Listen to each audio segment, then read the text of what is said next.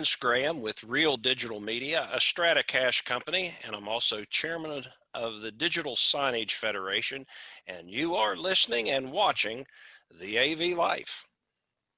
I am Renee Benson with NEC Display Solutions, and that's at NEC Display Renee. You are watching and listening to the AV Life. I'm Murphy Daly, project manager and AV veteran. You can find me on Twitter at Written by Murphy. And you are listening to and hopefully watching the AV Life. Hey, this is Kim Frank at KYMFRANK on Twitter. And I am with Kim Frank. And you are watching and listening to the AV Life. Hey, my name is Joe Way, and I am with the Higher Ed AV Media Group. You can find it at Higher Ed AV, along with this podcast that you are currently watching and listening to. Hi, I'm James King. I'm with Stockton University, and you are watching and listening to the AV Life. And I'm Tim Van Wert at the AV Life Pod on Twitter. And also you can find us on the internet now under the higheredav.com website. And you are watching and listening to the AV Life. All right. Good afternoon or good evening. Good evening, everybody. Yes, that's where we are now. How are we all doing tonight? Good. Darn near perfect. Good. Darn near perfect. I like that, Joey. Yeah, actually, Joey, Another let day me in check. paradise.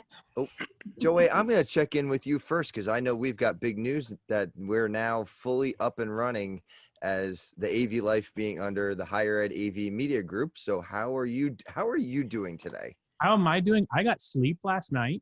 That's good. Good. That was really good. I know we teased the heck out of this. I mean, we really, well, I shouldn't say we teased it because we just flat out announced the AV Life, a month ago. But Yeah. no, it's exciting to see higher ed come together in this new resource of some incredible content providers and incredible just professionals in our industry. And to see that there is now a resource out there that is by us and for us, and to touch so many different ways that we can think and take one idea and see it from so many different points of view, from small schools, big schools, the AV industry, like your show, James's column on IT, and everything to the religious schools overseas in Europe. And this was only the beginning. We've got like 6 more columns that are being added next month and another 6 after that. So this is just crazy, and it's going to be a great resource. And So I'm everybody, really excited. everybody follow now before they sell out. Yes. Yeah, This is absolutely. the time. You get in on the entry level. We only have 10 Twitter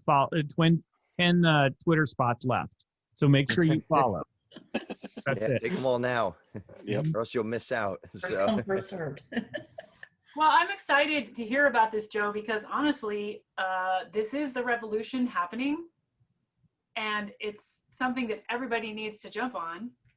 I remember earlier this year going to,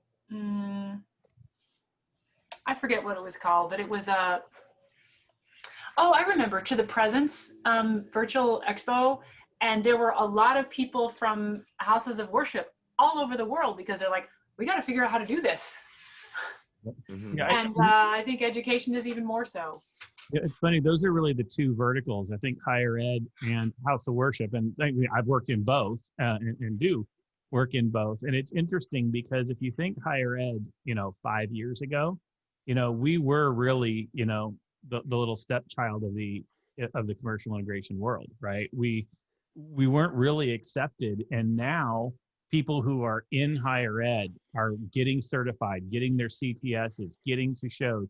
That's why at HEPMA, we say we're in-house integrators. Yep. That is really our role. And that has really changed. And now we're accepted, and one thing I keep saying is, in 2019 or 2018, sorry, we were a $5.2 billion sector of the AV industry just in North America in higher ed. Now, with COVID and how everybody now had to upgrade microphones, cameras, get those classes up hybrid, I can't wait to see what the numbers for this year look like.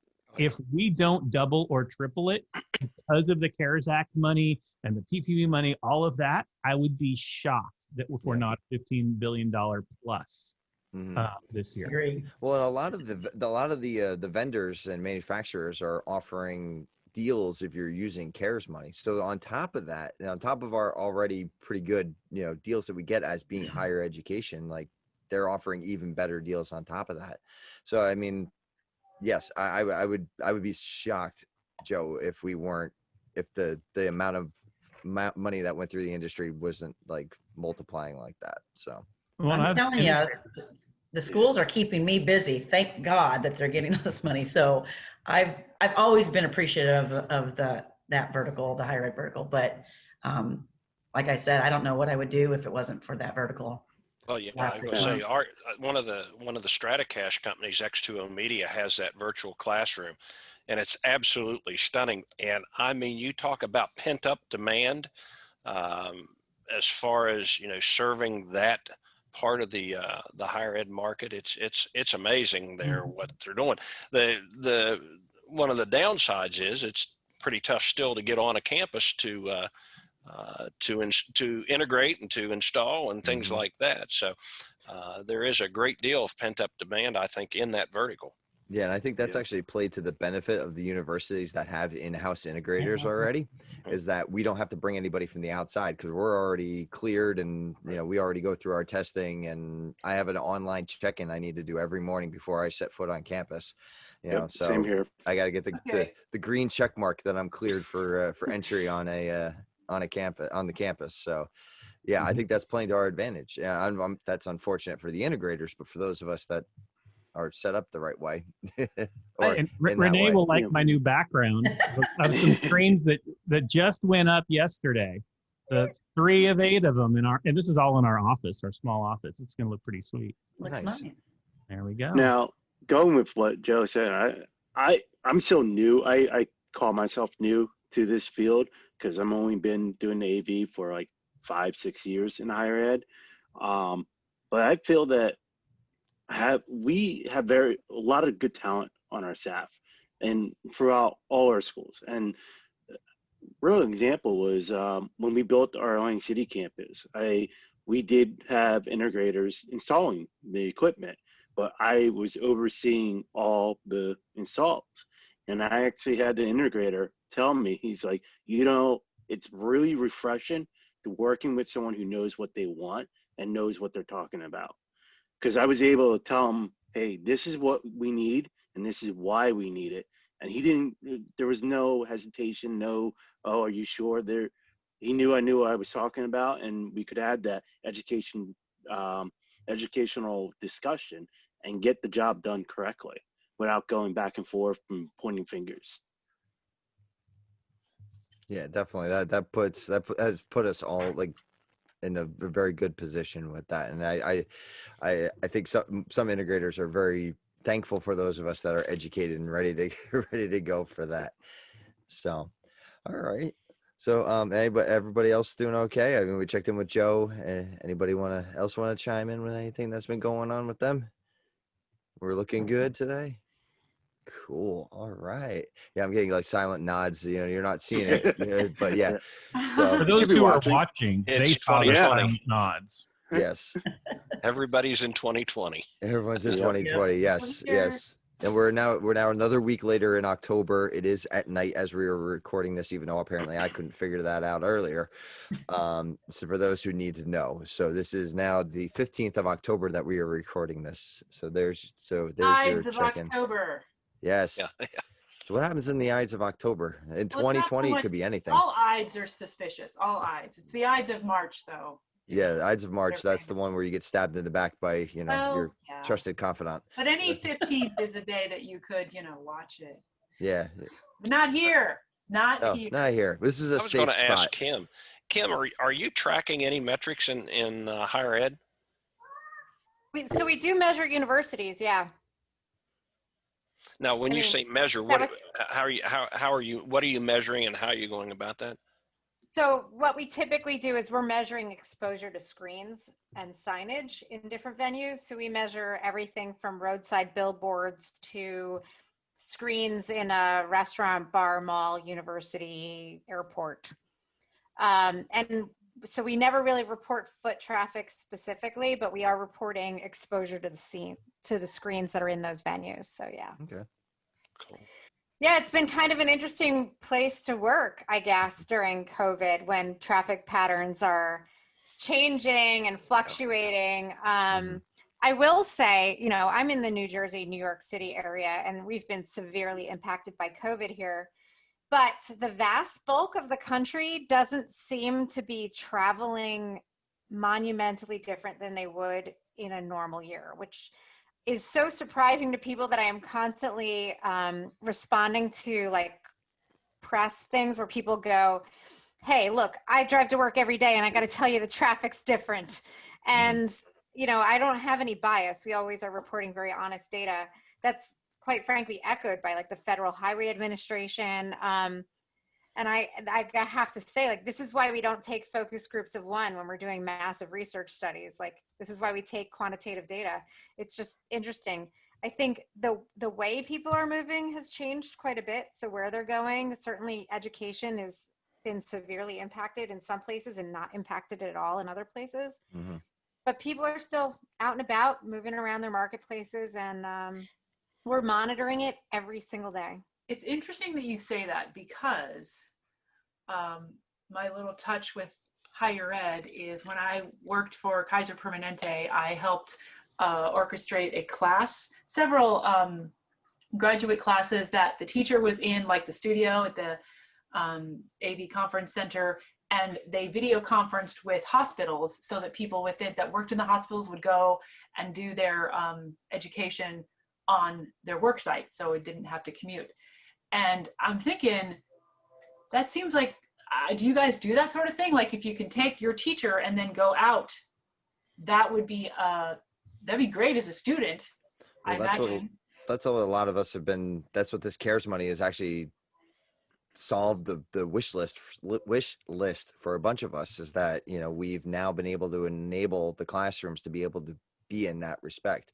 Some of us have I mean, I'm speaking for, you know, for Joe and for James a little bit, but, you know, some have classrooms that were specific for that project at first, but now it's just standard install equipment now to make it that way, so that at any point a professor could broadcast out and have that available to anyone from the outside that registers. So the hybrid model is the way of the future. The real need right now in education isn't the higher ed, it's the regular ed, right? Like, I mean, K-12. Yeah, K for 12. The crazy things that are happening is really that the public schools were blindsided by what's going on and completely technically incapable of handling what's going on with COVID. I was just going to ask, you know, it's been a while since I had a kid in K-12, but would I be wrong to assume that K-12 probably lacks some of the sophistication that a lot of in higher ed already have with regard to AV, because they've had to suddenly introduce a lot of technology in traditional classrooms there with young kids there. So I wonder how much of a distraction it becomes. I actually talked about this. I'm trying to think when I think it was on the 100th episode of with Joe, the higher ed one, where yes, I agree. I think the K for 12 is who's suffering the most. And the reason is, if you look in higher ed, most of those schools have money, or at least have dedicated team to do AV. K for 12, it's a 1 to maybe 7 person tech team. They're doing your network, they're doing your DBA, they're doing your security, they're doing everything, desktop support and AV.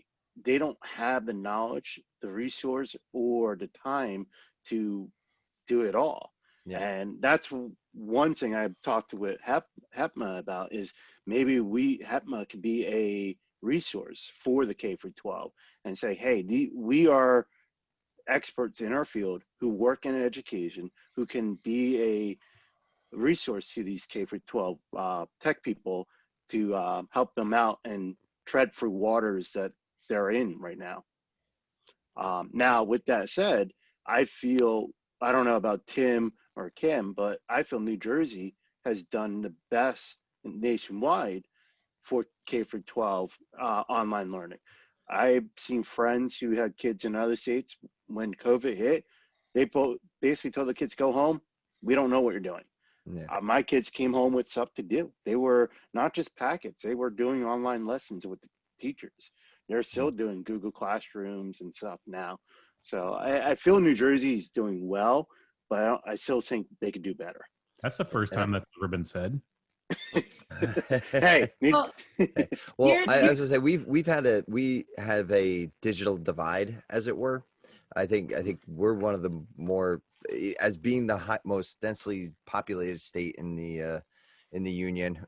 We also we have the biggest digital divide. I think is that there are a lot of families in some very poor cities in New Jersey that don't have access, and they count on the public school systems who don't have the technology and don't have the infrastructure to be able to support them.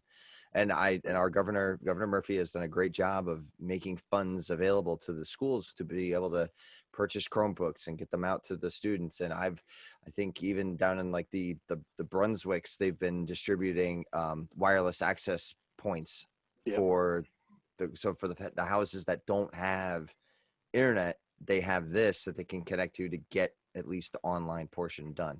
I actually just found out about that today. I didn't even know that's what they were doing, but they had found that out today. And so we're trying to bridge that gap. And I think that is where there are some towns, I'm very thankful. Mine is doing a great job. And there are others that are doing a great job, but there's also the ones that just, like I said, they're just not there. So so we're very fortunate, there's a James, I think. difference. yes, we There's are a difference. fortunate.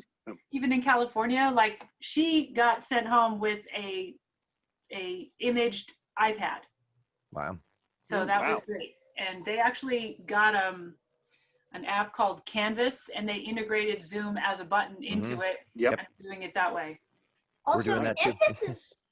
Canvas is really just weird because I don't think it was meant to handle this many students. So a lot of the time, it like the images break and it just says like image.pdf, whatever the image was supposed to be, and like a random number.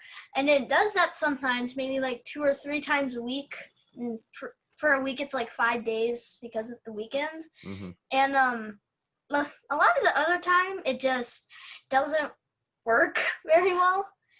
And She's having to learn a lot of skills like how to troubleshoot and back in and add up the, make sure to add the right password of the 3 different passwords she's got, and adding in the Google side so I'm like, wow, this is actually life skills. Mm-hmm. Yeah, exactly. Well, a lot of Now- universities use Canvas as their learning management system, so she's getting a head start on that. So Have a job using Canvas. Well, there's There you a go. tech divide, right? And then there's a tech divide, and then there's also a talent divide, right? Like, so the tech divide is challenging enough that, technologically, these schools were not empowered to be doing this kind of stuff, and they had to do it on the fly. Like, my husband's an educator, and their school is like a concrete block that receives no Wi-Fi signal inside. You can't even call him when he's in the building. So no, like just trying to do anything semi-virtually was impossible. They just cannot do it. But also that like no one's been trained in how do you teach people when half of the class is in the class and half is not, or the entire class is remote. Like that is a huge gap. Yeah. And then the age difference is also massive. So my husband works in a high school, and high school kids are great online for the most part. Mm-hmm. My daughter's 10, she's around the same age as Murphy's daughter. She's thriving in this virtual environment. I mean, she's like I heard her get in trouble with her teacher. Like, stop having Google Meets with your friends. I heard her get yelled at today. My 6-year-old, that is a hot mess. Yep. How do you get a 6-year-old to participate in Google Meets all day without a parent sitting next to him, like strapping his butt to a chair? Mm-hmm. That is not a thing that exists. So Benadryl. tech, We don't need Tech him is falling one asleep at the problem. laptop, though. the other thing that's happening is kids are smarter than teachers when it comes to tech. And I know this is not Oh, surprising, yeah. because kids are smarter than their parents when it comes to tech, but they Oh, yeah. figured out ways to like hijack other classes or pop in and change what's on the screen, like take control of the screen and show pornography or Oh yeah.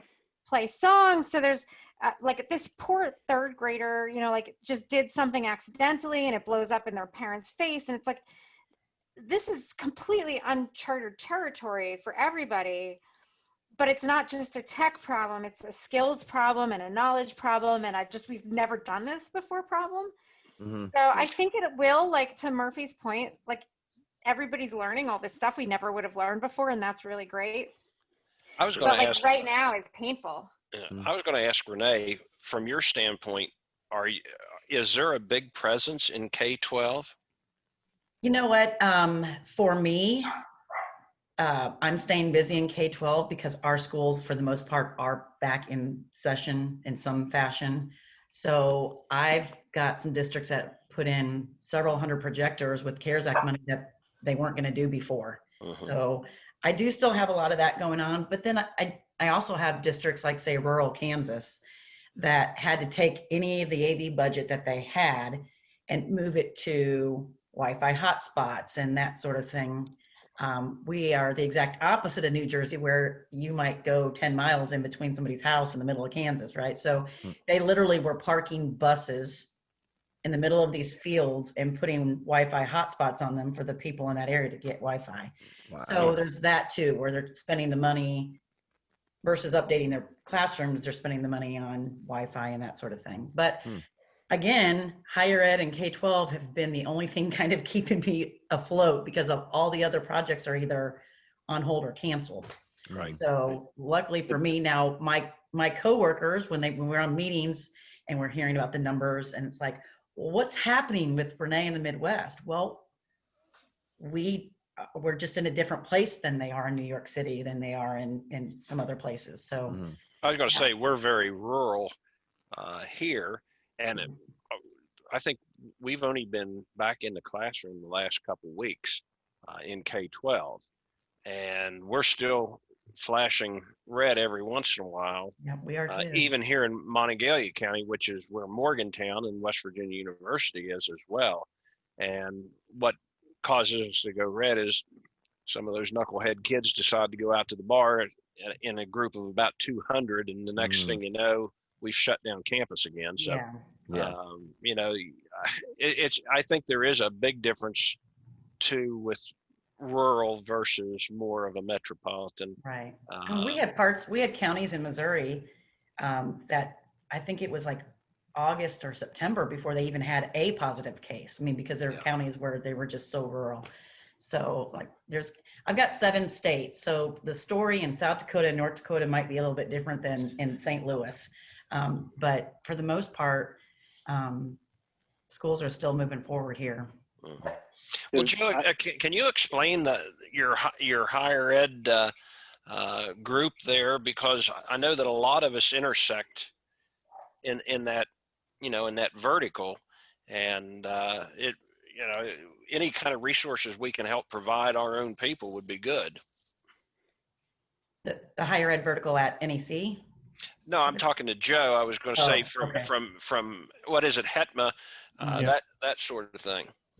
Yeah, well, and I think that's kind of the key, and about even just with the org itself is to really be an advocacy group for the needs, and then be able to speak directly with and have, and this is not against integrators at all, but let's say to jump beyond, right? Like to skip the middleman as far as the conversations go. Sure, until, other people would love to sell directly to us, which we would love. Just saying, throwing that out there. It still gives us an opportunity to find solutions. And that's where I think, like this conversation and, even Digital Signage Federation, I think there'd be a great partnership because again, one thing that we thrive on, and this comes with just being in education, is knowledge, right? That's what we do every day is facilitate the passing of knowledge from a faculty member to a student. The same thing, that's the whole purpose of the organization, is to feed knowledge to our people And I think that's exactly where relationships with, with manufacturers, with the greater industry can really be a benefit. And then really can benefit the industry, because now, as we even said earlier, you have knowledgeable people designing and asking for things. You're not, and I think there's a reason why higher ed, I think, where I said earlier that higher ed is respected now, I think it was rightfully not respected before. I think you had people who were getting in and calling themselves AV professionals, but there was really nothing professional about the way they were designing systems, the way they were acting as far as business goes. And now we treat it as a business. And I think that's the biggest difference. And so I think that those partnerships are important. And that's really what we're seeking to do, is build those strategic relationships for the better of the entire industry. Yeah. So Well, for my you, for you impression- manufacturers that are, sorry, Murphy, one quick, let me interject real quick. So for all you manufacturers that are out there listening, keep an ear out for us at HETMA. And .org. What's that? HETMA.org. HETMA.org. Yep. Yeah, that's a .org. It's higheredav.com, and then it's HETMA.org. Joe's back, baby. Joe's back. Yeah. Yep. I just registered. Hey. All right. So, So my yes, it's not. impression of a higher ed like culture is they're kind of like always looking over each other's shoulders, like, well, what are you doing over there? Harvard, what are you doing? What is that? Oh, absolutely. I was Oh, going to say, yeah, definitely. when I was at West Virginia University, I was in charge of the digital signage network, and it was never difficult for us. We weren't in direct sales, obviously, at that time there. However, we had to maintain the network of signage across the entire campus, and never had problems getting digital signage into a building. The reason being is you'd go to one dean and get him or her to say, okay, I want to put a digital sign here in our atrium or something like this. Then next thing you know, they love the way that they're able to direct message their individual buildings of captive audience there for 4 years. The next thing you know, they say, somebody at the engineering college says, did you see what they did down at business and economics? We got to, we can't get behind the ball on this sort. There was a very much a viral aspect to it. So yes, they do. They're very competitive because they don't want to be the ones that look like they're not into the 21st century yet. And they all gather. They all gather. They're like, oh, they all go to the same convention. They go, oh, well, I've got a video wall. What have you got? It's not even we're not shy about what we do. It's like I'll fully admit we one of our bigger virtual classrooms, we kind of, I don't want to say we stole the idea, but we modeled it off of we modeled it. That's what you want to say. We modeled the idea off of another university's classroom. So you know what they say? It's plagiarism if you steal it once. If you steal it 100 times, it's a PhD. There you go. But I mean, that's actually why I created the Slack channel that the higher ed people are on, that I created, that Tim and Joe are on. The HETMA award winning. Yes, award-winning. HETMA.org award-winning, is to bring us together so we can talk and say, hey, we're doing this. How are you guys handling this? I mean, Joe, his school there, everything he's doing with Video over IP, he's helping out, showing stuff. Tim with Rutgers doing their custom built control system. I mean, all that stuff is helpful to something like that could help a small school who has no budget for a Crestron or AMX system, but they could do a home built system. And that's why we all come together and help each other out. Yeah, we're competing for students, but as Joe said, when it comes down to it, all we're doing is facilitating knowledge. And we're just now working together to send knowledge across to all the universities, saying how you're doing it, how we're doing it, and how can we make it better for our students. Well, one of the things that I'm concerned about is, with the state of COVID and how it's impacted travel, not only from a trade show standpoint, but from a conference standpoint, because we used to do a lot of presentations at like UB Tech and Infocom, things like that. it's more of a challenge of getting vendors and manufacturers in touch with the end users, because the dynamic has changed so differently now. And I think that's another area that we're going to have to figure out. Yeah. Absolutely. All right. Well, that was we we took that along a path I wasn't expecting for tonight. So but it was a very good conversation. I think to be had, and a little bit of a state of higher ed conversation. So, but we're gonna move into our I don't know if I could call it new anymore, but yeah, we're gonna say newer segment, the PM minute with Our Murphy. trademark segment. Trademarks. Well, I don't know if you've reached there yet. I'm going to come up with the right word, but yes, our segment. Yes, our segment. Our branded segment. There you go, Yes. branded segment. There branded we go. Mm-hmm. Go ahead, Murphy. Take it away. So I'm going to talk about the PM minute. That's what I do. I'm a project manager, and I like to see projects go well. Last time I had a response from Callio about how project manager has to really lead, and he was talking about inspiring the team. Thought, well, certainly that happens, but it made me think about the times when I've had to throw people off the site. Getting the install happens, and as a young PM, I remember people getting together and bragging about, oh, I threw that person off, and this person was giving me guff, and I threw him off. I thought, wow, you can just do that? And yes, you can. I did not have to do that right away, but there came shortly a couple times when I did have to. However, I was thinking about that when they were bragging about, oh, well, I got rid of that guy. Like, well, yeah, but you still got to finish the project. And there are not so many resources lying around that you can spare them. So I thought, I think if they're not doing such a great job, I tend to hover over them and manage them a lot and then never invite them back. Mm-hmm. Because show's got to go on. But there was a time when I was actually installing a movie theater, and the vendor that we had contracted to do the work felt that it was an inadequate design, and he was offended at having to do it and refused to provide it. So that one he just wouldn't do the job at all. So a few weeks went by, and I'm like, we have way too much time. He kept saying he would, and he never did.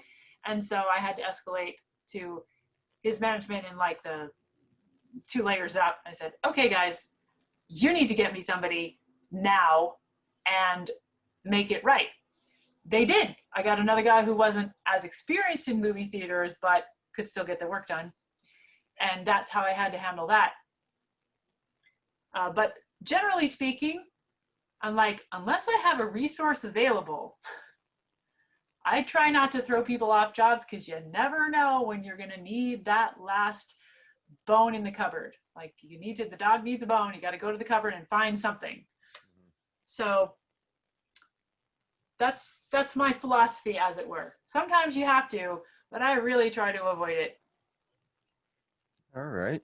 So yeah, so sometimes we have to be the bad guy, basically. Yeah, you gotta be the one that, because you don't want to throw somebody off of a site, but if they're negatively impacting your project, then let me tell you something. When you're a project manager and you buy a piece of software for say $100,000 and $25,000 a year for the renewal license and that sort of stuff, and about the time they don't take my telephone calls, you watch me get rid of them. I mean, it was just that simple. I mean, because you're going to try and make me look bad, because I'm the guy that has to now go to the vice president of the university and say, yeah, I know I spent that $120,000 there, and I fired those guys. Now I need another $120,000 to get a new piece of software. let me tell you something. I learned real quick after the first time is I'm not married to you.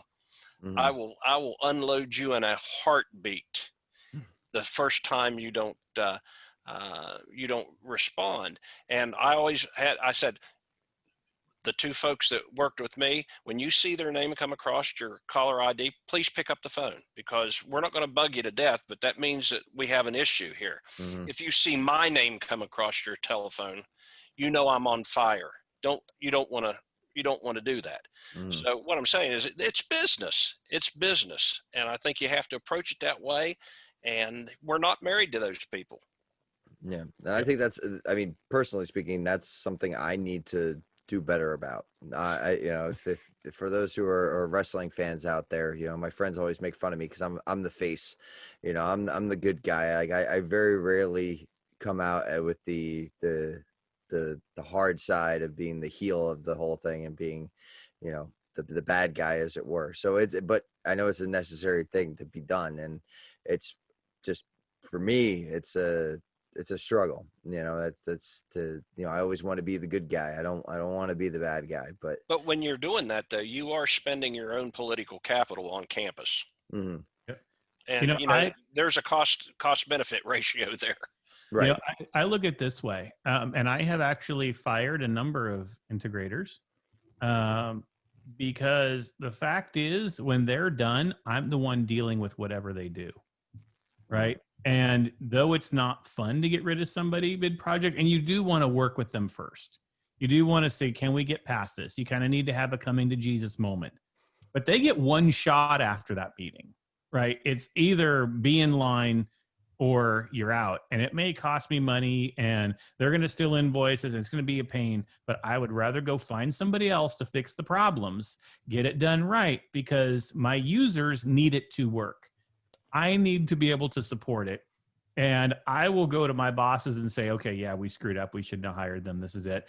And then they're done. And the thing is, if you come honestly to the leadership, they'll understand, right?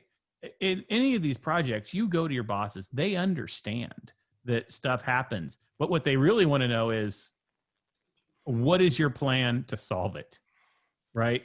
You don't just come saying, okay, this project is going to hell, and we got to do something. We're going to say it's going to hell, and I've already found somebody else who specializes in what needs to get done. They can still meet. We have two options. They can still meet our deadline, but it's going to cost more because they're going to do that. Or if we can buy a few extra weeks, they can come in and do it, and we can probably come out a wash on it, right? Those are the things. That's having that information and taking that information is how to kind of get past that. But yeah, and I love nice background there, Tim. You got your come to Jesus moment. It's a come to Jesus, but you're gonna come to Buddy Christ, is what It was funny because my wife and I were just talking about Dogma the other night, and then I realized I don't own it, which I blew my mind that I don't own that movie. But I sidetracked there. So, but yeah, it's you got to have those moments, and then But it can also set the expectation for that next group in line, saying, listen, I just had to unload these folks because they failed to pay attention to my needs.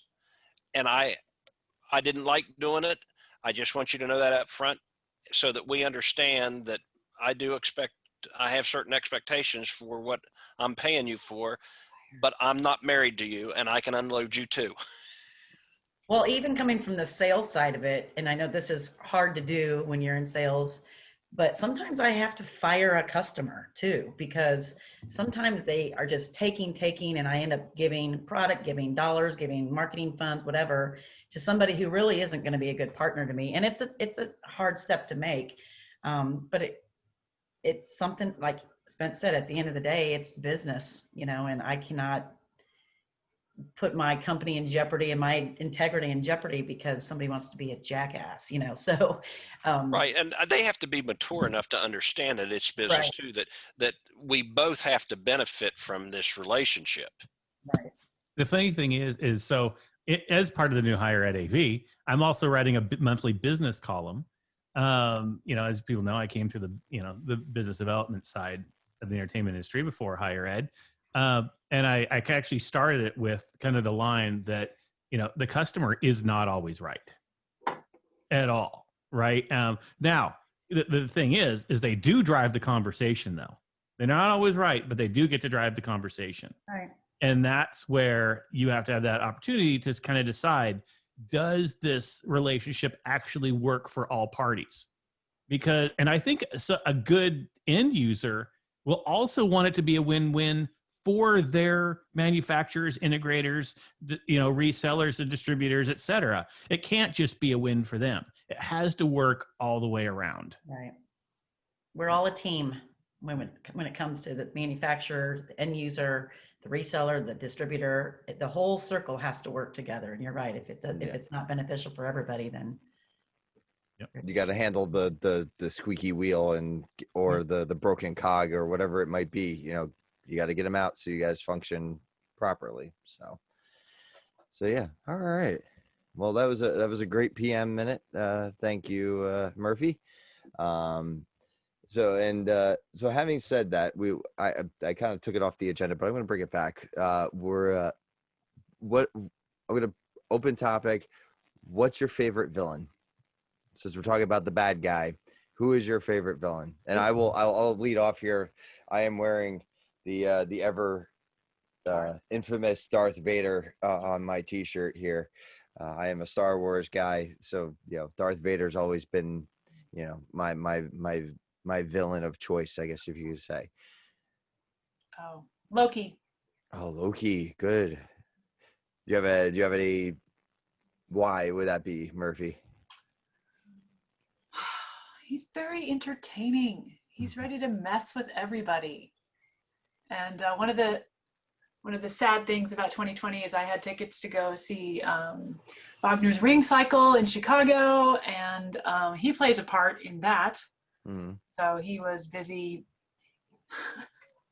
I didn't see it, but I was reading the libretto, and Odin had this whole thing worked out that he made a contract and to build Valhalla with the Frost Giants, and Loki said, "Don't worry, I'll come along and make sure you don't have to pay."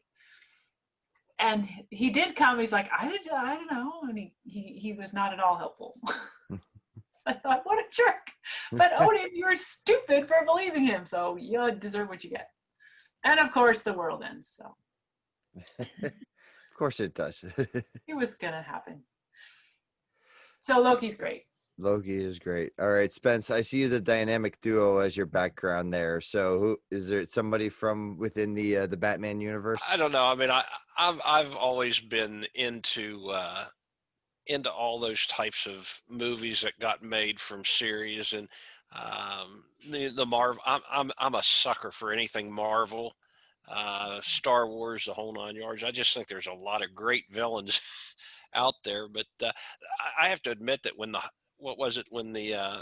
Hobbit first came out, and I read the book first, and then when the movie came out, I really thought Gollum was kind of the quintessential guy that you kind of had to figure out real quick whether you liked him or you didn't.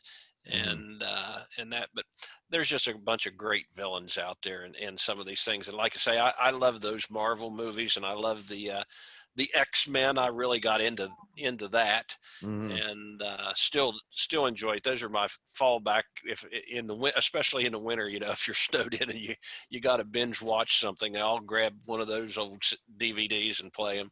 Nice. Yeah, it's funny because Murphy, you brought up Loki, and the first thing I thought was Marvel and the movies, and you went to the libretto, and I was like, oh no, she's not actually talking about the movies right now. I was like, okay. No, so that I'm just shows you person. There you go. But I do love the superheroes, the heroic epics, the heroes doing it. That's what the comic books are all about. All right. Well, James, you have a non-comic book background. I'm going to go to you because it looks like you're ready. So go ahead. Who you got? Like Spence said, there's tons of great villains out there. But I was thinking the whole time which one's my favorite. And I go with the Grinch from the Grinch That Stole Christmas. Excellent And choice. the reason why is I think it is one. My kids call me the Grinch all the time, so Aw. I don't know. I guess I'm a grump, AV but Grinch. yeah, AV Grinch. But Hashtag. it really is.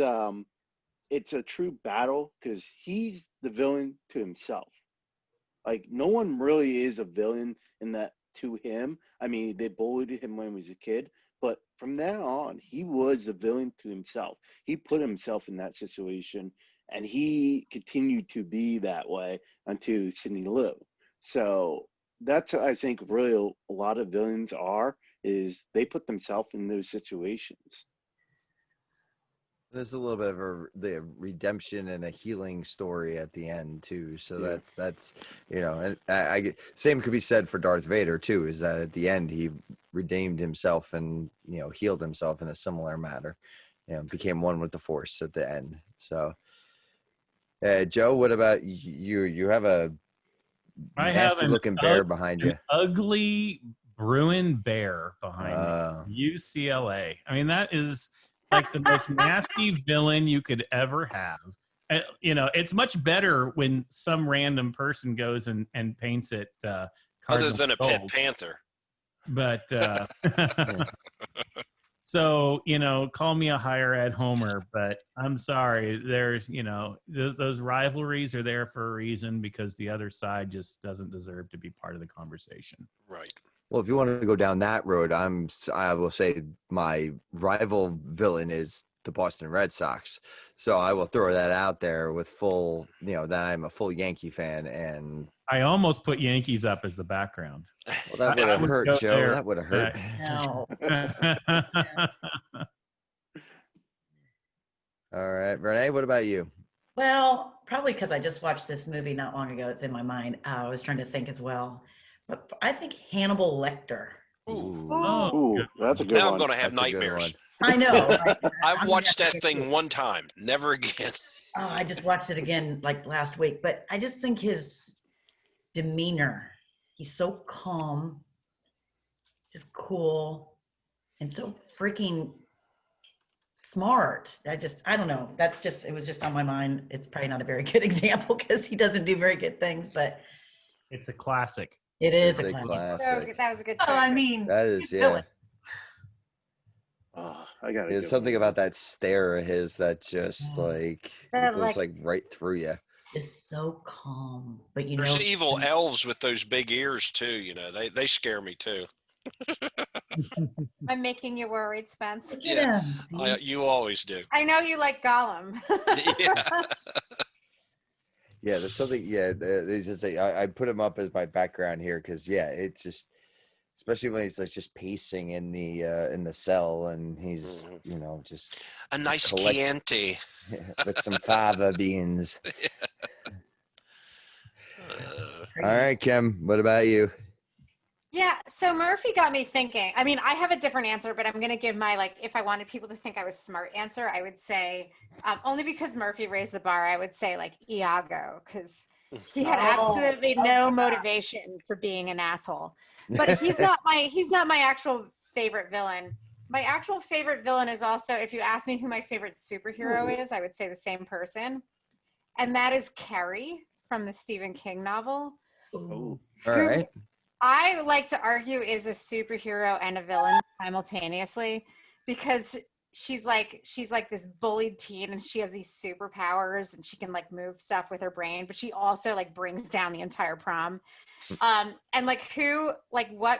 I'm old, but what girl my age wasn't man, I wish I had that stuff. I wish I had that superpower because I want to wreck everyone in my school. yeah. I don't know. Carrie would be my favorite villain and superhero. But that brings me back to this conversation and debate I often have with my colleagues, which is what makes a superhero a superhero. oh, meta. I like to argue that you have to have some innate superhuman superpower to So be Batman, a no. superhero. So I argue that Batman is not a superhero. He is just a guy that has toys that make him have powers beyond a normal human being. this has gotten me in more fights than probably any other topic in my entire life. So you also, by that logic, Iron Man is also not a superhero because Well, he's just a billionaire playboy philanthropist, as he puts it.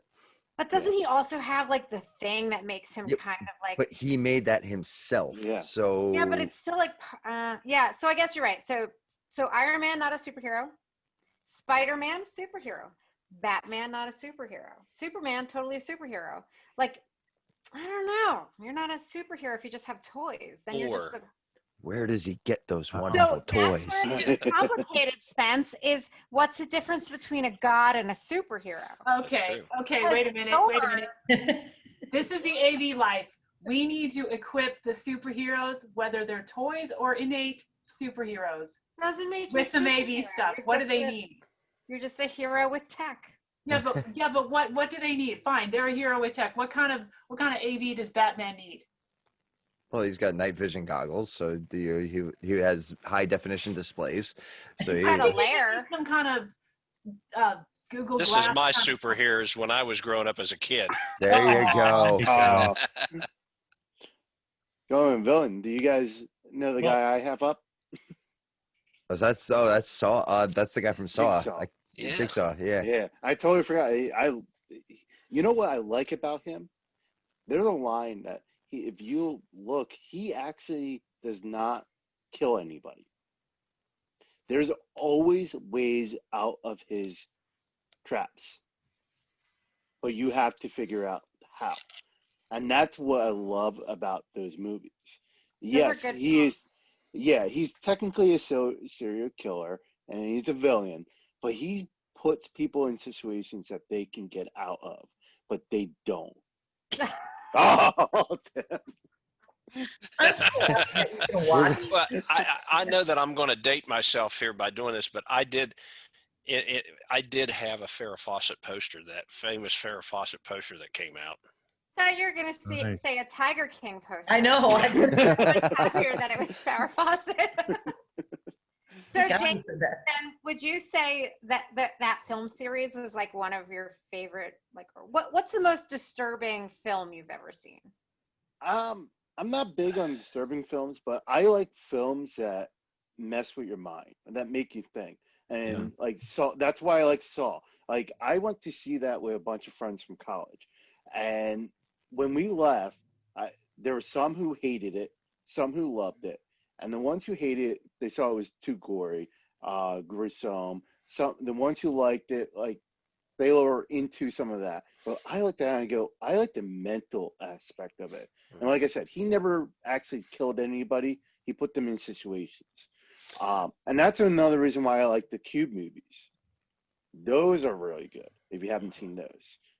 I was going to say, when I was a kid, it was one of those ones that kind of made a real impression. It was in black and white. So again, I'm dating myself.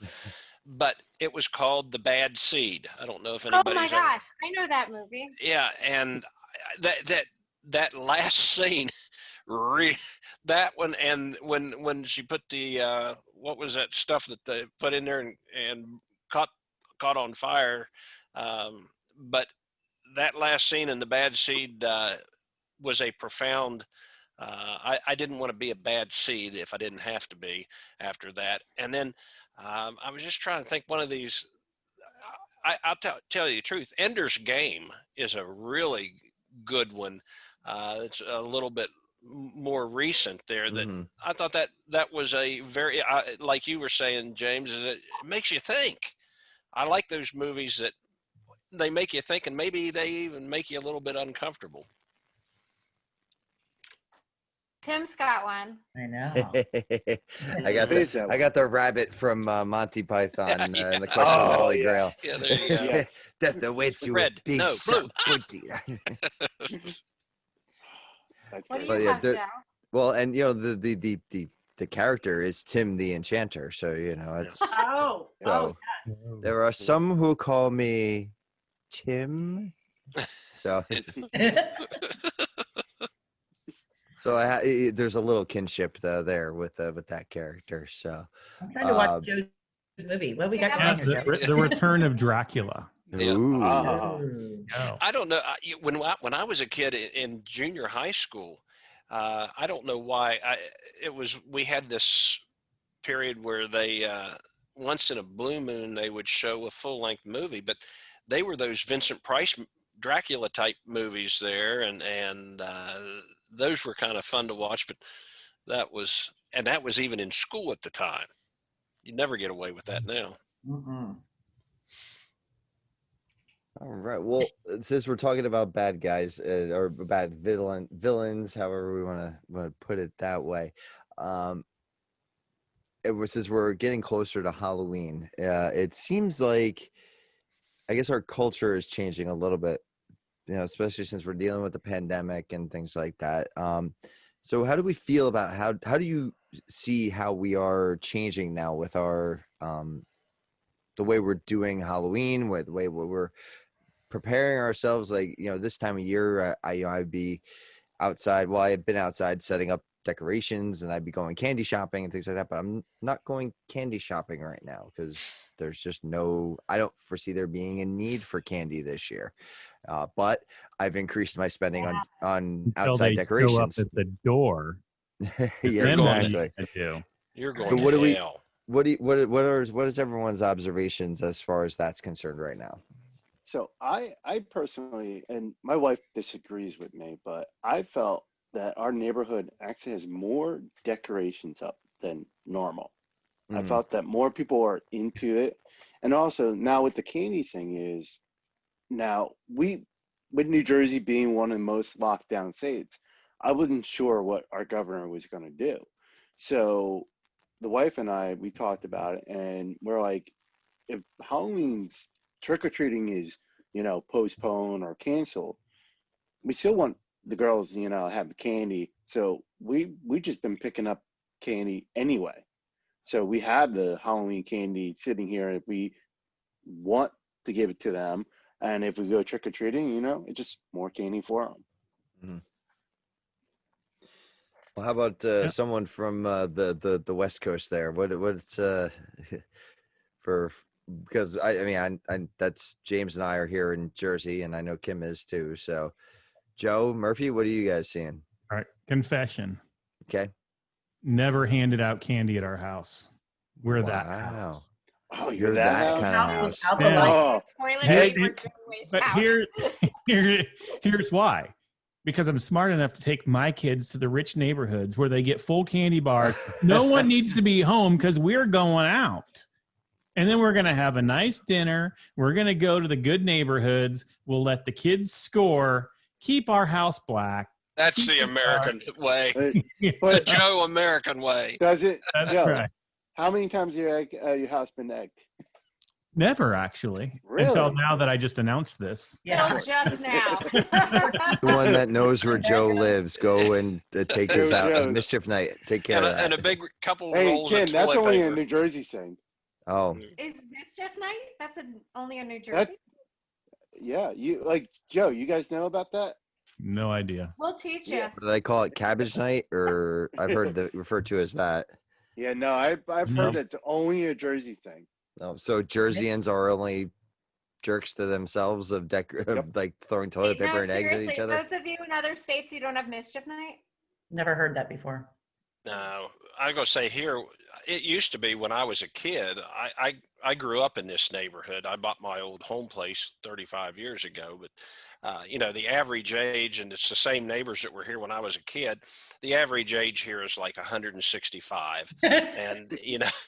And so we did have one family that moved in right across the road from us here, and we've got to be good friends with them, and they've got little kids there. So now I'm taking candy to them across the road. Nobody comes to our house anymore because there's just no little kids out here. So, Kim, why don't you tell them about Mischief Night? Please Yeah, do yeah. educate us. Yeah, so Misfit Night is the night before Halloween. And kids in New Jersey, apparently nowhere else, go out and cause mischief. And it's usually very, very innocent stuff, like you toilet paper your neighbor's trees, or you throw eggs at their house, or maybe once when I was younger, I might have buttered a friend's car. But it's usually like we legit took sticks of butter and buttered his whole car. But it's usually like kind of, it's mischief. It's Loki level stuff. Yep. It's like you're not burning down the neighborhood. You're just causing enough mischief so when people wake up and they walk out on their lawn, they're like, They call that a peaceful protest now. Yeah. Oh. I thought this was always a thing.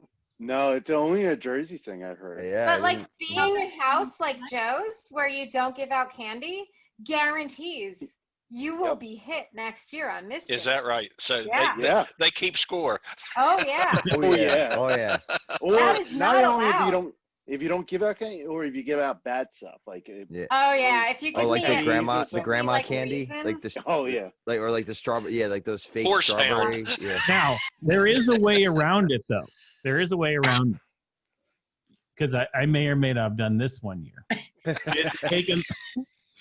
You take the bowl of candy. You know, normally you take the bowl and some people leave it out and they put the little sign, please take one. Just set an empty bowl with the sign that says, please take one. Because then everyone will assume the person before just took the whole bowl and dumped it. I really hope No, your neighbors people are know. listening, Joe. I feel like people from New Jersey are going to Joe's neighborhood just to find his house for mischief night. So Well, that's if the your problem. car But is the- covered in Booking butter, flights. The problem is There's if we go- $29 you're doing it flights for the now out kids. to if we go to California, then when we come back, we have to isolate for 2 weeks. So But I it don't would know be if it's so worth worth the it to 14 go to days. Joe's house for 2 weeks. Tim, we know people in California. Oh, that's We don't true. need to go. We'll do a true mafia I thing. bet We'll you we'll could reach like out to somebody. DoorDash that. Yeah, can Hey, you DoorDash, I need you to go toilet paper somebody's house. That would be They'll be like, Instacart. Okay, let's I'd like to- Instacart. That's what you got to do. Yeah, So may you I just- Uber Look at Eats eggs and 4 butter. sticks of butter, please? you order Please from leave the them on the grocery car. store and then it says like special instructions. You're like, Grow eggs at please house. open and butter the car. and It's drive really away all real you fast? need to do It's here. no, it's no wonder your ears look like that after acting like that as a kid. Oh my gosh. That's No, now I'm thinking, see, I had tweeted a while ago that this is more of a trick year than a treat year. Mhm. So maybe we need to we can't do Halloween because we're not allowed to touch each other. But boy, we can get out the butter. We can butter everyone's car. Have all the raccoons licking. Yeah, I haven't had my rear end kicked in a while, so yeah, let's go ahead and do that. Because let me tell you something, you do that around here, there's going to be a butt whipping somewhere. Yeah. Well, Yeah. I don't think that would happen here. I think people would get onto Facebook and complain about this, Yeah. and that would be the extent of it. We are not trick-or-treating here. So what I am doing is I bought a bunch of like stocking stuffer-esque level gifts for my kids. And my daughter who's 10, we're going to give her riddles. And my son who's 6 and still learning to read, we're going to give him like rhymey things like, when you go to sleep, this is where you put your head. It's the soft fluffy thing on top of your, and then we'll put like the candy under his pillow and stuff and make it an activity. But we're not, I just, the idea of my kids sticking hands in bowls where other kids' hands were, and we know, like, they can't keep their fingers out of their noses, their eyes, their butts. So we're just not doing it. And we are like, Halloween's my fave. Like, we have got closets full of costumes. And we're going to lean into the house decorating because at least it can be enjoyed. You know, and that's a shame in a way, because I can remember, and we all can probably, that there was a certain innocence in some of these holidays that you really enjoyed. And the biggest thing that, you know, it was probably more of a wives' tale than actually having about be careful of razor blades in your candy at Halloween or something, you know, like that. And now we have COVID, you know, and it's shutting down Halloween completely. And, you know, it's a shame that it's gotten that way, because it was fun. It was fun. You had those plastic masks that, you know, practically stuck to your face, and Yeah. and you know, And the whole they costume hurt. came in a box. Yeah, and they had that thin piece of elastic behind there that, you know, you've got a permanent scar in the back of your head still from it. And I was I was Mighty Mouse one time. I remember that. Had the full outfit. That's So awesome. I heard that the supermarkets are stocking like smaller turkeys this year for Thanksgiving. because the gatherings are going to be, smaller and more intimate. And I do look ahead and go how is this going to just change? We've had a 4th of July party every dang summer since the dawn of time. And this summer was the first summer we just didn't have it. Yeah. How is this going to impact all of those things moving forward? Joe's got some butter on wheels. Butter on wheels. It drives itself to you. I cannot believe poor Kim Frank was a butterer from a long time ago. Just when you think you know your friends. Can you imagine, though, going out to your car and trying to open the door? A serial butterer. And imagine if it was one of those cold nights, or it was warmer in the earlier night, and it got cold and it hardened up. Or put it underneath your windshield wipers. I gotta say, my daughter, and I don't know if he listens to this, but my daughter was in my office, and my head of IT was messing with her, and she was one of those Rubik's Cube solvers, and he completely messed up her Rubik's Cube when she wasn't looking, and she was really ticked. She was probably 7, and she's and he left the cube there, and she's I want to get him back. And I said, go butter his mouse. He grabbed his mouse, and it was ooh. Do you keep a bottle of spray butter in your desk? I was gonna say, I think she has butter in her pocket. Pam. This episode of the AV on the Life. bottom of the mouse, I got to post it so it covered the thing, so the mouse didn't work, and just said Zoe was here. No, I like that one. That was pretty awesome. It sounds this is not being held to just the one mischief night. This is, it happens several times throughout the year. I'm going to say different occasions. You do have to love the joy of the scare, right? Or the joy of, I don't know, the joy of just being startled and thinking it's funny. I definitely left a life-size Ring doll, the girl from The Ring, at the bottom of these stairs the other day and scared the crap out of my daughter. I mean, there's something super fun about it. As you're paying for her therapy. Right. Although I will say this. So my daughter's 10, and I was when I was 7, I watched Poltergeist. So my parents did not have a good lock on the kind of content I was watching as a kid, because my dad worked for HBO, and this was 11 billion years ago. And so there weren't things like parental controls on anything. So I just watched the worst stuff. So I had chickenpox and I was 7, and I watched The Exorcist and Poltergeist. Oh my gosh. At the age of 7. So if you need any insight into me, that tells us a lot about you. So my daughter's 10, and I'm let's watch Poltergeist together. Can I tell you what? My daughter thought that was the best movie she ever saw. Wow. She's it was scary, but it wasn't too scary. It was kind of cool, and everybody's okay at the end. So 2 thumbs up for the lastability of Poltergeist. Yeah. So would you be, I saw Elf on the Shelf. Oh, that's cool stuff. Yeah. There's a parent, I don't know if they're joking or not, but they were talking about starting a doll in the hall. And that sounds like something you would do for Halloween. Okay, so a doll in the hall is the worst thing that ever happened. I agree. It's I terrible. Sounds like a bad porn movie. But I'll tell you what, if you've seen some of those memes on Facebook about that time of year, some of them are incredibly creative. Yeah, they are. I mean, people get you can't help but laugh. We could probably have a whole episode just on Elf on the Shelf memes. And all I can say is I'm glad my son is too old to have been in that era of Elf on the Shelf. We never did it, but I thought the doll in the hall was a good one. The lady said, I don't know that. Basically, what she was saying, you get a creepy doll, and on Halloween time, you put it in the hallway in different locations. And then if any of the kids throw it out, they wake up with it in their bed. Oh. So one time I did I'm remarried. So as we're a blended family, our first Christmas, we obviously combined all of our Christmas decorations, right? You see, well, I had this angel doll that was holding a candle. It really looked kind of evil. It wasn't intended to be. It was just really poorly made. It was, and once you saw it as evil, you can't unsee it as evil. And so my wife's like, this got to go. We got it. I'm like, no, we can set it up. I got it. No, has to go throw it out. Go throw it out. So, all right, I'll go throw it out. Well, I didn't throw it out. I wrapped it and gave it to her as a Christmas present. So on Christmas morning, she was opening up all her gifts, and it was in one of the boxes. Wow. I would, you remember the Toy Story? I was Sid as a kid growing up when it came to my sister's Barbie dolls. We're like one of blowing my- them up in the yard. Well, yeah.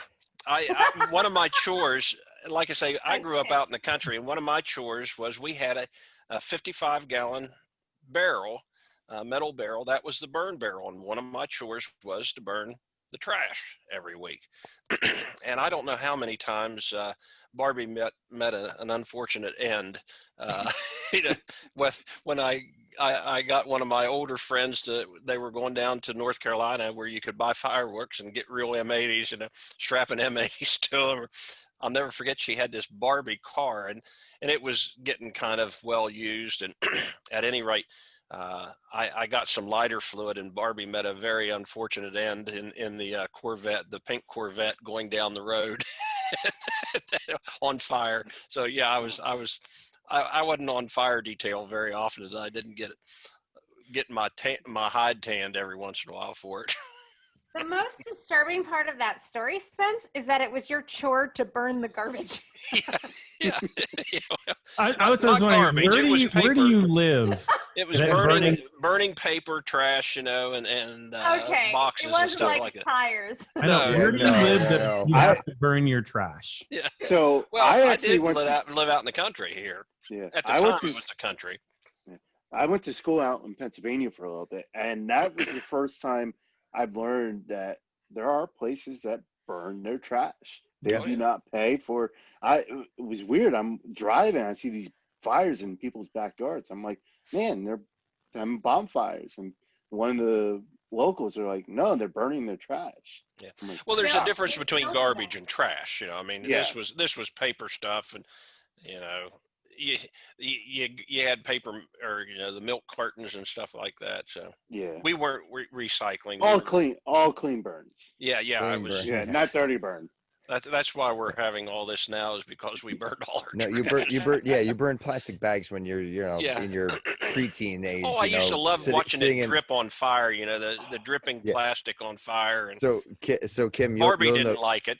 so Kim, you'll understand this. So Route 20, so Highway 24, that connects over to like 78 and all that. Yep. So I grew up in a neighborhood that was basically in the backyard.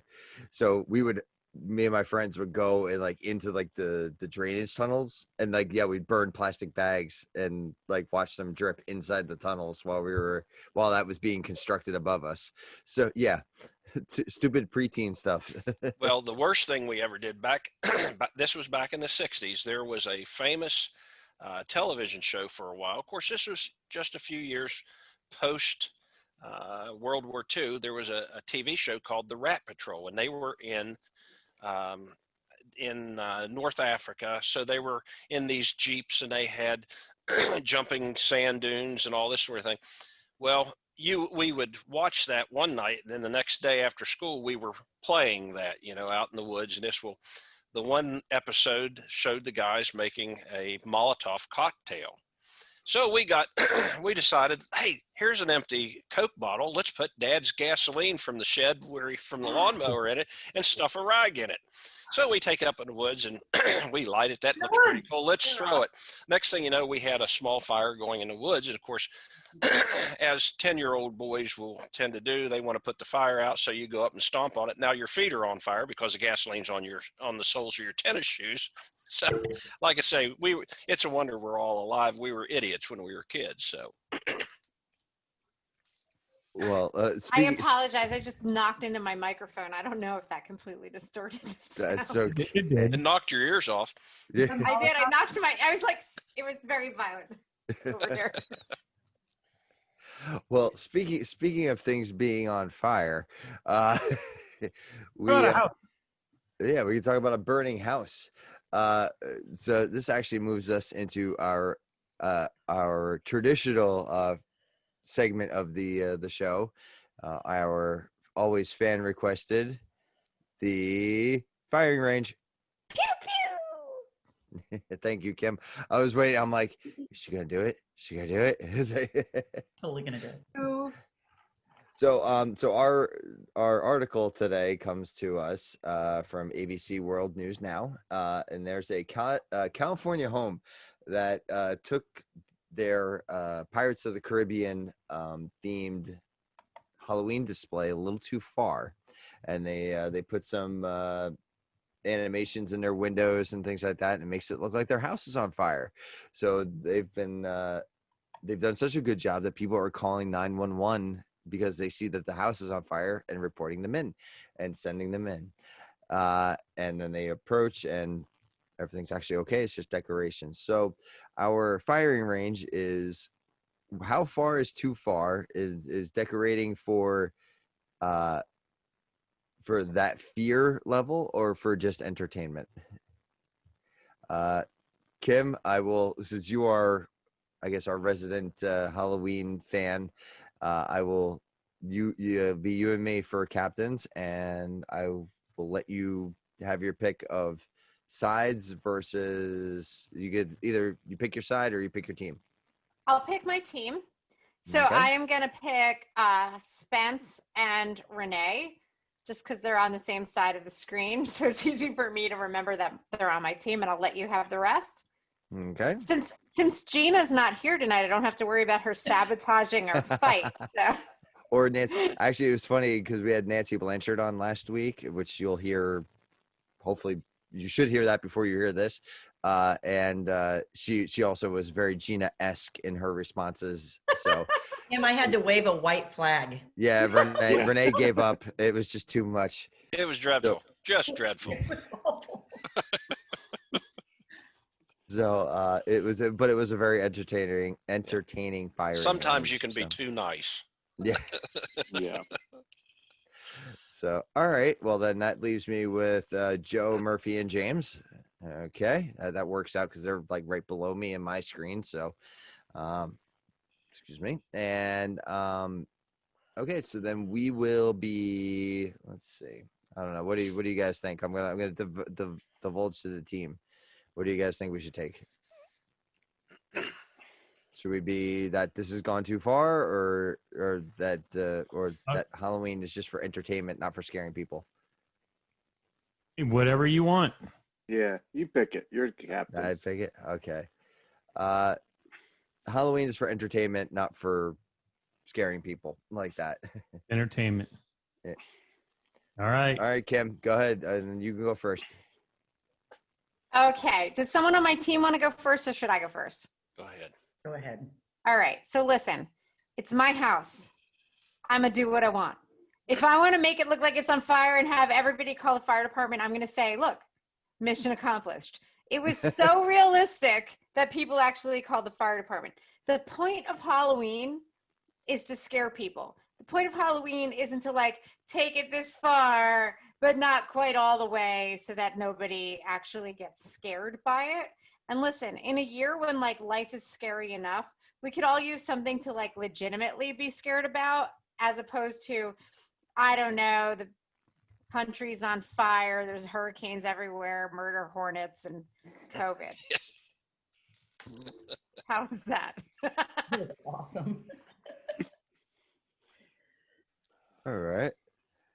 Okay, so anyone from who wants to take it from our team? Joe, do you want to lead us off, or do you feel like you're in anchor position today? You know, I can do whatever you want. I can take it however. Hey, you what? Let's lead you. Okay, you lead Gina. I'll go, Jim. Oh, okay, go ahead, James. You got it. It's all you. So we can only go so far. When you go overboard, like if it's so real that they're calling the fire department and they're showing up and it's just a decoration, what's going to happen when it's a real fire? Are your neighbors going to call? Are the fire departments going to show up? We are going too far. Prank calls, yeah. But also, I mean, not even just Halloween. People take things too far. I mean, I coach soccer, and the parents are on the sidelines are so crazy that some states went to a silent sideline because people gone overboard. I mean, there's fun, they're enjoyable, but when you go to the extreme, you take the fun and the enjoyable out of it. And that's what's killing our society. Our kids are not growing up having fun because adults are taking the fun out of it because people are taking it too far. Oh my God. Nice one, Joe. Joe's bringing it back to grandma. This is why we probably will never be able to do the video anymore. That's what's I have most to say exciting. something so that it takes me on the video. Oh. Oh God. You know, they say you really that you know, pictures don't have like noises attached to them, but I hear that as the grandma. Woo! Yeah. I'm crying. Oh gosh.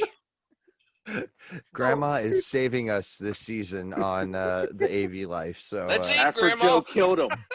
Joe killed grandma, and now I was bringing her keeping back. her alive. Baby You guys grandma. wanted to kill her. yeah, let's not eat grandma. Let's eat, Grandma. Oh my gosh. Oh, AV grandma. Yes, we need an AV hashtag AV grandma. Thank you for that, Murphy. Oh gosh. Oh my So God. one of the fun memories from my block is someone up the street did a little bit of Halloween decoration a couple years ago, and you know, so that meant it was clearly like we've developed the language in California that if the lights are off, leave it alone. If you go to the next house that has decorations, and you'll get some goods, right?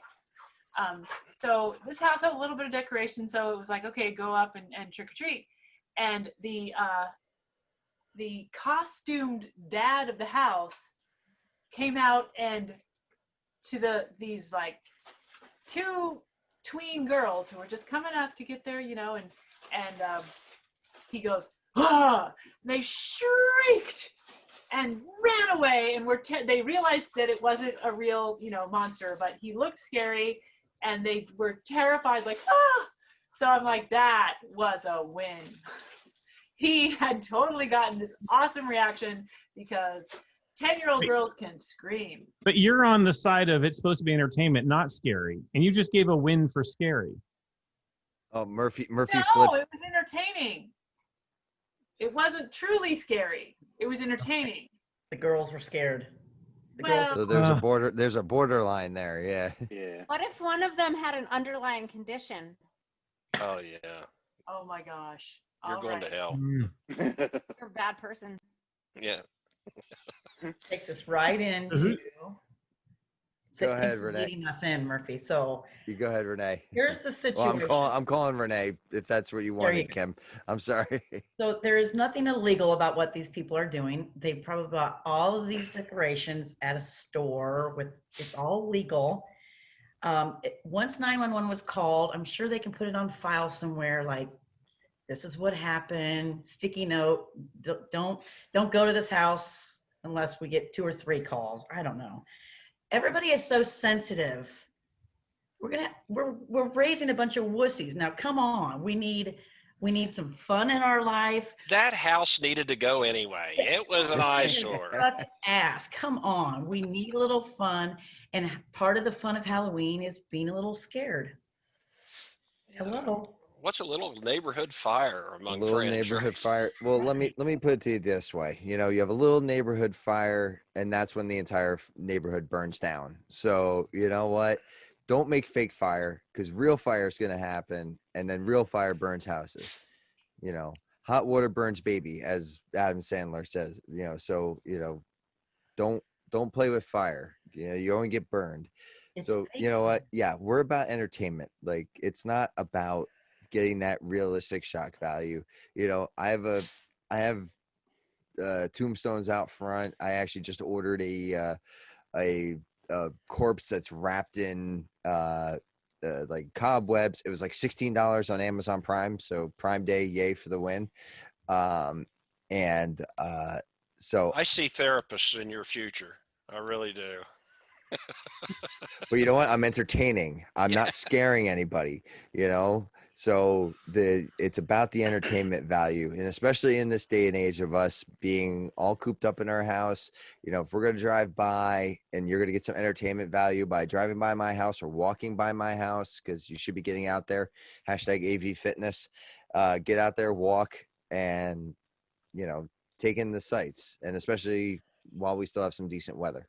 So it's for your health. Well, I grew up in the country, okay? And so there was a lot of woods between houses there. So there was always a brush pile that needed to be burned. And shoot, our volunteer fire departments, they would love to, we'd give them $10. They'd come out, set the woods on fire, and then they'd put it out for practice. So, I mean, hey, what about that? That's all, that's a good reason to do it at Halloween there. Give them some practice. Yeah, the firemen are gay. Yeah, I mean, hey, I grew up with a lot of these volunteer firemen. I know their tails were wagging like this the whole time. All right, go ahead, Joe Wake. Let's close this out, Taking us please. home. All right, you guys know where I'm going with this. I can only imagine. Unfortunately, that's All right. Look, when you do these fake fires in houses, now, granted, did it look good? You open the video. Does it look cool? Sure. What about grandma who has a real fire? Now you've got the fire department going somewhere else just to go pick up some trick or treating at somebody else's house, but instead she's dying. She hit the ground. She can't get up, right? She can't reach the button for the fire department to come to her. They're busy doing other stuff. And now we have to talk about grandma being burning, right? She's going down. We can't have that. Grandma got run over by a reindeer. So this is why it's supposed to only be entertainment. Nice little jack-o'-lanterns with a little tea light inside of it, buttering people's cars, straight fun. That's it. Leave grandma out of it. Turn off your lights, go to the Somebody's going to be a grandma one day and tell the story about how they buttered cars. Yeah, when we were little, you should have seen how we did it. You bunch of wussies. See, and now grandma's having a real issue in mind right now. Her foot is actually on fire. That's so right. That's a Molotov cocktail right there. That's right, That's exactly. what your tennis shoes look like. I've seen that one before. Well, I have to be honest. I will. I'm gonna give it to Kim and company, because I think this was an awesome display, honestly. And I'm sorry, Grandma, you're gonna die in the fire. So. And I like Pirates of the Caribbean. That was one of that's a good Disney movie series. I think they extended it a little too long, but I will give it to Kim. You get the win this week. So this is not the first time something like this has happened. I heard a couple years ago there were people who had like a bloody corpse like underneath their garage and all over the yard, and the cops were called there because it looked so real, but it was all Halloween decorations. I agree. It's all good and fun. I think like this year I just am urging everybody to be like kind and considerate of the situations that everybody's going through in their lives. Like you can't be serious. Surely you can't be serious. I am being serious. It's like not a normal year and people are having a tough time, and like A normal year is when somebody butters somebody's car. yeah, like That's a normal year. In Jersey, yeah. I Jersey, wouldn't butter yes. someone's car in 2020. It's been too dark. I see. I What would is use the statute margarine. of limitations on buttered cars? Until Somewhere it all that melts guy's out away. there going, I know it was her. Butter it and TP it, and then he comes back. Oh, Oh, there you go. and it would, Oh, that that's so mean. oil and butter would make a good accelerant. Then you could burn the car. with that Molotov cocktail, yeah. There you go. And then here comes the volunteer fire department. They're all having a good time. I mean, Full in circle. hindsight, what a hot mess that had to have been to clean up. Like, Oh yeah. Oh. Well, thank you everybody for coming on tonight. We'll be back next week. Maybe. Or maybe we'll see what happens. I'll You be know, in it's jail. Yeah. Kim's going to need bail money. well, it's all right. It's not mischief night yet. So Yeah. you know, it may be that episode after Halloween that we Yeah. may not have anybody left because we're all gonna go out and do stuff and get arrested for it. So, yeah, Hey, I got an idea. it's like the AV Life presenting from prison. Oh, we need new show ideas. There you go. There you go. Do it for the art. There you go. Yes, for the art of the podcast. You get arrested. That's it. Well, it worked for Johnny Cash, didn't it? Yeah. So, Good album. well, yeah, that's what I've heard. You know, it's that, I mean, people say I've heard the album, but yeah. Anyway, so yeah, find us on higheredav.com. You will find us also on Twitter at the AV Life Pod. And also me at T Van Wert. That's VANWOEART. I know it's a lot of vowels. I'm sorry, but that's the last name. I can't do anything about it. I'm also going to say thank you to the crew. Kim, thank you as always. Thanks, Tim. Spence, go ahead, Kim. No, go ahead, Kim. Sorry, I moved too fast. I am Kim Frank at KYMFRANK. And I'm Spence Graham at WVU SWG. It's always good being with everybody, and hope to see everybody again very soon when you get out of jail. Renee, thank you very much for joining us. Yeah, absolutely. What a fun night. You can find me at NEC Display Renee. Be safe out there, especially all the grandmas listening. All the grandmas. Yeah, all the grandmas. Save grandma. Go ahead, Murphy. Thank you very much for joining us tonight. Thank you. Yep, you can find me at Written by Murphy, and that's on Twitter or Instagram and all the places. And I'm so happy to be here. This was a lot of fun. Always a pleasure having you, Murphy. And James, thank you, sir. Thank you for having me. Again, you can find me on Twitter at AV_James King, or swing by higheredav.com and check out my column, IT in AV, and the other great lineups that are on that site. So definitely check it out if you haven't already. And the HETMA award-winning higher ed AV IT Slack channel. Yes, if you guys want to join and are working in higher ed AV, just shoot me a message on Twitter and I'll get you in. It's a great group from experience. So if you are interested in hearing what the rest of us crazy higher ed people are doing, attach in and join in the conversation. Dr. Way, as you put on your site there, thank you as always. Hey, no, thank you. This was fantastic. This was fun. Yes, people can find me at Josiah Way on all the socials, and of course at Higher Ed AV on all the socials, and of course hetma_org on all the socials. And if you feel like buying a book, Oh, here it comes. Here's There the it book. comes. producing There it worship comes. on Amazon. All right. Thanks so much. All right. Well, thank you again to all my crew. We will be back, and until our next adventure.